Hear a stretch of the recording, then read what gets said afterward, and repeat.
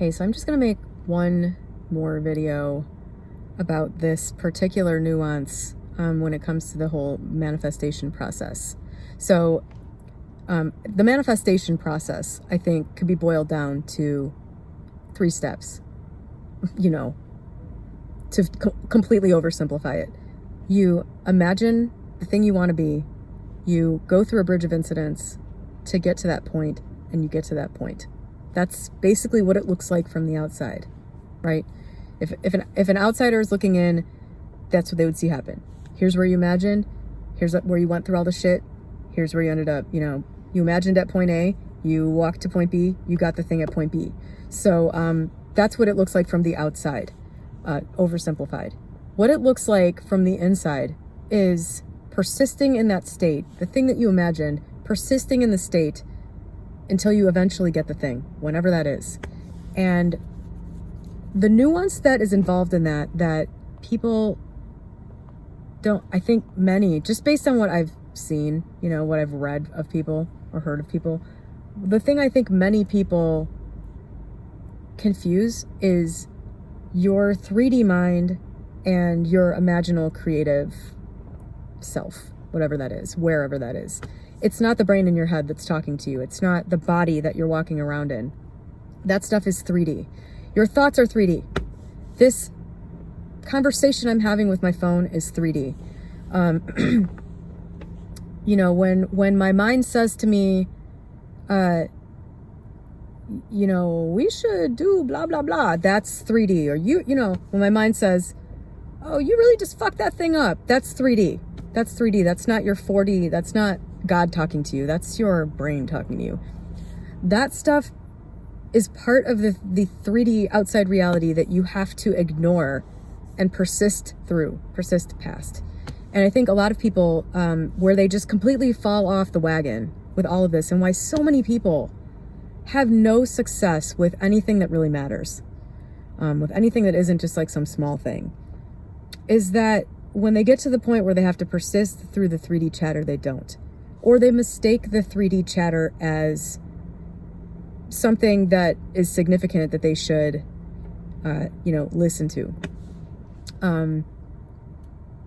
That's the stuff that is the challenging part of all of this, is ignoring when your brain tells you all the ways that it can't happen, or ignoring your brain when it tells you all the things that you have done that make it not possible, or the things, or when it gives you this little impulse to do something that you really shouldn't do, that is not going, people, I think, mistake these impulses for a divine inspiration.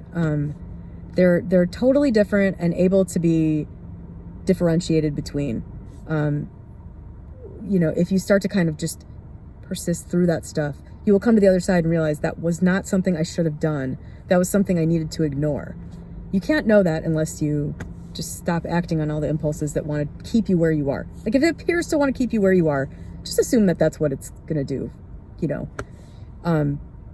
you will have that, to take an example that I think should be pretty obvious for everybody, that everybody pretty much could agree on.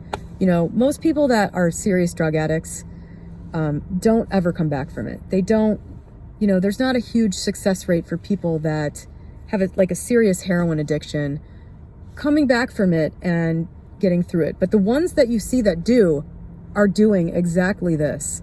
They make a decision or something happens where they get in touch with the value of becoming something different. Something happens where they see through for a second all of their 3D impulses, and they gain an understanding of another way of being that is worthwhile, and they feel it for a second. Something happens that is very close to this imaginal stuff, and then they persist through to that point. And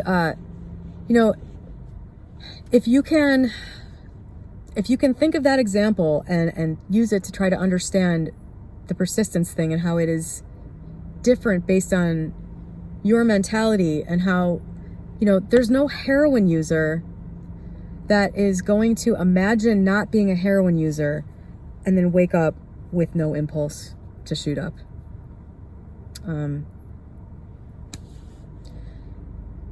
I mean, it kind of upsets me, honestly, to have to even say this. It's such obvious common sense that it shouldn't need to be said, but it does.